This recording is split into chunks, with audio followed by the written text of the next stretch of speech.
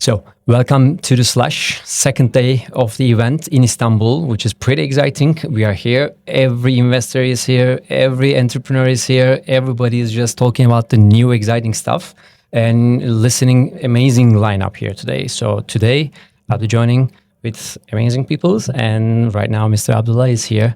I'm super thrilled and super excited about that, podcast series right now today. I'm going to be asking some questions that I'm really curious about. So welcome, Mr. Abdallah. Thank you for having me. So how do you feel today? The energy, the vibe, how it's going on in the second day of the Slush? How do you find it? I think it's fantastic. I don't know what to expect, to be honest, and it's the first time it's happening in Turkey. So I think it's super vibrant.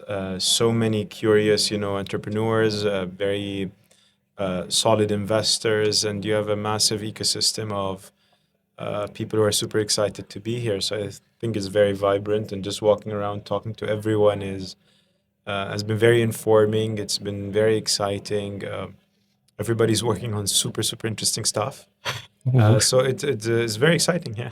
Perfect. Thank you once again. I love that energy. And I'm just want to ask the second thing, when you just talk about the energy and everybody is working super stuff, and we were just talking about the MENA region and how young people are just thriving and fighting for building something more. And you are just growing amazingly. And you just, in the MENA region with the, Astra Tech raised significant amount of, capital investment and bold acquisitions.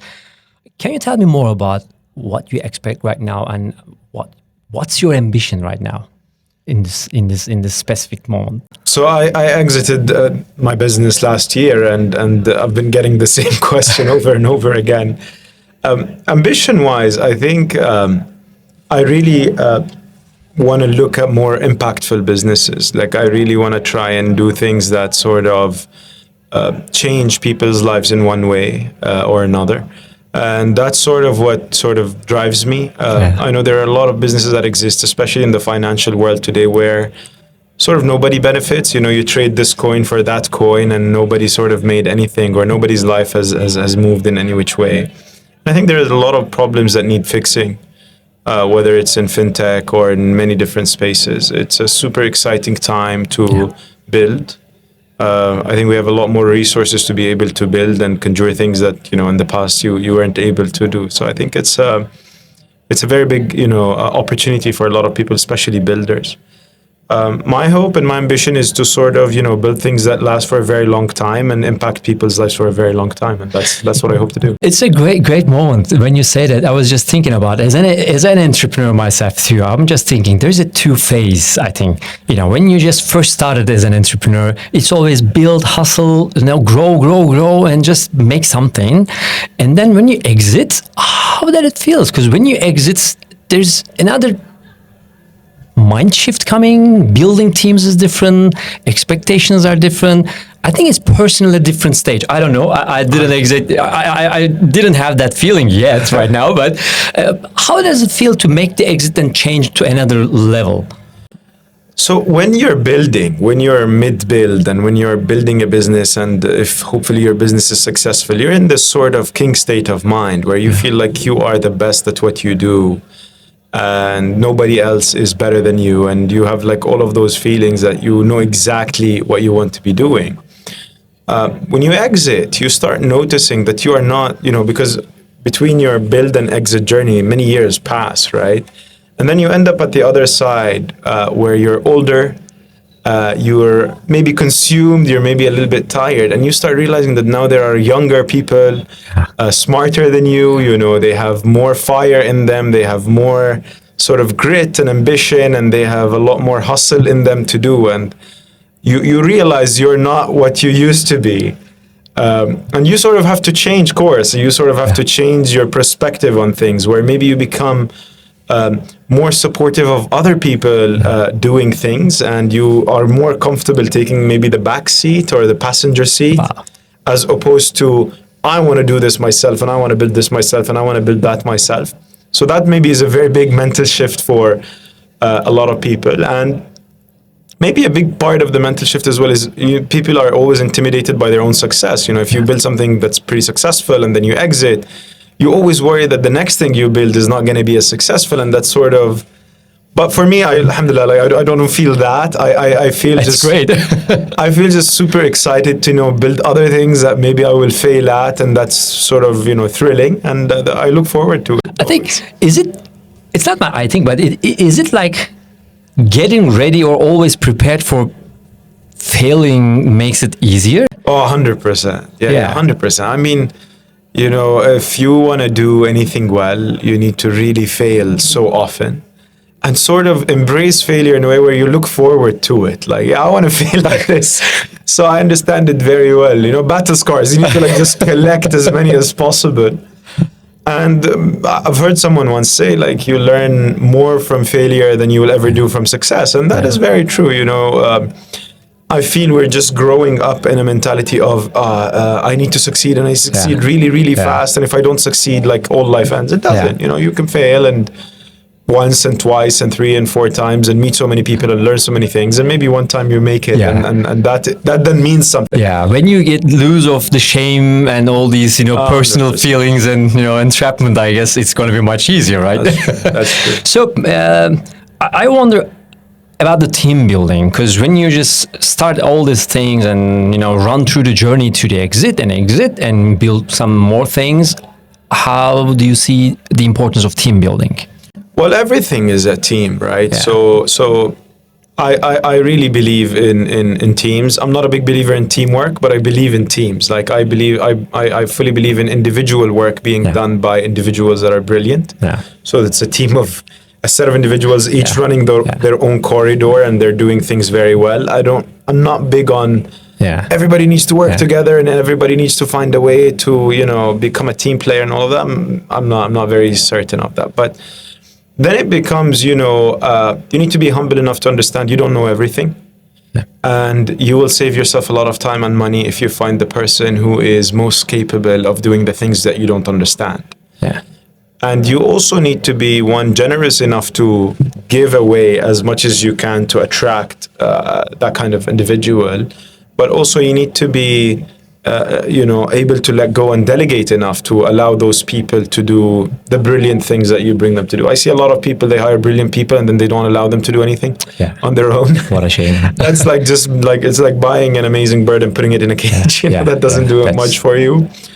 Other people sort of worry that their team bests them. I feel like you should always hire people who best you at many things. I think that's how I would look at it. So I'm curious about another topic when we were just talking with you before we start. MENA region has a huge potential, both the investment style and also many talented people are just building amazing things. And there's 2 or 3 side of things in the world right now. Asian part, MENA, and United States and European. How do you see the MENA region right now? It's thriving right now in both kinds of technology, building all this stuff, health. But how do you see it right now? What's going to be the next in MENA region? So if you look at it, for a very long time now, we've been the consumer of the world, right? We've only consumed stuff from Europe, from the US, from China, from where have you. Yeah. I feel like there is a bit of a shift now in mentality where people want to build for themselves and where people want to sort of depend on things that are built here and so on. And it's a sort of like a joint effort between entrepreneurs and builders and very nice companies and very smart people who are building things, but also regulators and governments and so on who also want to support this in-house and build local kind of theme. And that's a very, very big shift because we're sort of moving away from consumerism into production, and that is super exciting, at least for me. And that for me is super significant because it means that eventually in a few years we'll be able to look at serious serial entrepreneurs that have built many things from this part of the world. Yeah. We will look at serious talent that really understands the region very well. We will look at people who have built tech stacks completely from scratch into this part of the world. And I think that's sort of a very good place to be in for different generations. So And again, this is becoming one of the hottest places in the world, not just because of our money, but also because we have serious technologies being developed. If you look at the UAE, Abu Dhabi is now AI center of the world, right? And we're building the biggest AI campus in the world. They're doing a lot of, amazing stuff that 5-6 years ago you would have never imagined would be in the Middle East, and you would have thought this is light years away. But it's amazing. I mean, Turkey has also very great technologies that are upcoming and independent and so on, which sort of cultivates a feeder system of smaller companies to start thriving and coming up, and sort of creates a very healthy cash cycle of funds making exits and making more money and investing more in the region and so on. So it's super exciting. It's like when I'm just listening to you, it's like the vision that you just mentioned about the teamwork. Individual works makes it's really important when you come together. Maybe it's not, but I think it's the startup world is the same. When you're just saying many startups needs to in the region do the whatever it takes necessary to make the best out of them. So when you combine all the region, it's a powerhouse and makes sense. And for the 2 days, today and yesterday, I've been having all these conversations with the investors and successful entrepreneurs. Everybody is just mentioning that especially we have some issues in Turkey. When these founders started here, they feel like trapped here. They're just building the products just for Turkey, and everybody is just pushing them. You need to go out. You need to go out. There's a huge potential out there, and it's always a hard balance for them to make the step to go out to sell the products to states, sell the product to UAE and the MENA region. They know this place. They are just comfortable there, and it's always a hard choice for them. What can you say to them that hey, just because I feel like it's much easier to build something for all of the world instead of just taking a one piece of part of your country. I don't know, it's my opinion, but how do you see that? What can you tell them to like their way? So I don't believe that's true. Like, I don't believe you should ever go out. Like, if you don't want to go out, then go out. It depends on why you built your business. If you're building your business to make money, Turkey is a 100 million person country. That's a lot of people. That's a massive market, almost half the size of the US, right? So there's a very significant market. And if you're able to truly capitalize the market, you could build a multi-billion-dollar business. And we've seen precedent. You have the Geteers, you have the Big Games, Insider. The game companies and so on. And those guys didn't even capitalize 10% of the Turkish market. They don't serve 100 million people. They serve, 10 million here or 50 million there and so on. So no, definitely you don't need to be persuaded by investors to do anything. And I can also give you examples of companies that listened to their investors and went out, like Uber. They got their ass kicked in China, they got their ass kicked in India, they got their ass kicked in the Middle East. And they almost burnt all the money they made in the US, unfortunately, trying to go to different markets. That's usually, I understand this expansionist theory of I want to have a product that sort of serves the whole world. Very, very few products have succeeded at doing that. And even the ones that are truly global right now are not really globalized because they're really good products. Maybe they're just globalized because there's no alternative. And that is like something people need to look at. So I am of the opinion is if you can build a really strong product that is very, very strong in your home country, do that and focus on it and make it the best ever Turkey product. Better than making, a 10% product, that is for Turkey and everybody else, and it works well here but doesn't work well there, and then you have to lose money to compensate markets over markets and so on. That's not a sound business strategy. But I also understand the pressure a lot of entrepreneurs have is that, we need to listen to our investors, and our investors are this or that. Investors are not angels, I know they like to call themselves angels, but they're mostly not angels, and they mostly don't really know what you should do. And you also, I always invite MENA entrepreneurs especially to look at who are their investors, what's their background. Most of those guys haven't built much. And they haven't expanded anything. Like, if your investor is asking you go to 50 countries, ask them, have you built anything that went to 50 countries? They probably not, it didn't. And you shouldn't take somebody's advice on going to 50 countries if they haven't done it themselves. It's amazing. Yeah, that's what I think. It's very unpopular, but that's Yeah, I love that's that. my opinion. I love that because when you're out there, trying to find the investors, trying to find the people who are just mentoring you, everybody is just pushing you to something. But when you hear it from successful entrepreneurs who are exited, it's much more valuable because everybody wants a piece from your product probably. And then I think it's a balance. Are you just trying to build a really great product that you are passionate about every morning you wake up and do, or are you just trying to get the money in the investor's pocket? Yeah. So it's a different thing. Okay, final question. I know that I have a lot of questions, but we don't have that much time. But so finally, in AI is amazing. Technology is amazing. I know that AI slop and everything is AI right now. But how do you feel about that? What are you expecting in real case scenarios? Not just like, oh, AI is amazing, but how do you feel about it right now?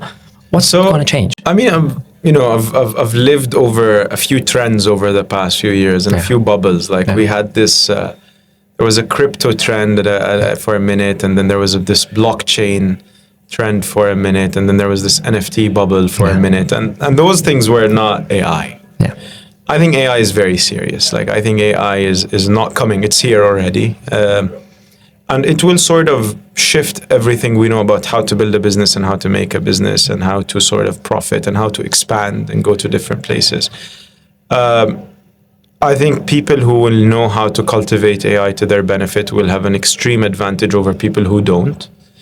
And the way businesses are going to look in the future, in my opinion, are going to be much cheaper cost businesses. Like they have much lower cost bases, and they're much smaller teams and much smaller, nimble organizations, as opposed to having 10,000 people do something. You can now like have very few people maybe do the same thing. In my industry, or in fintech at least, I believe we are moving towards we're shifting from human to human interaction when it comes to money to agent interaction.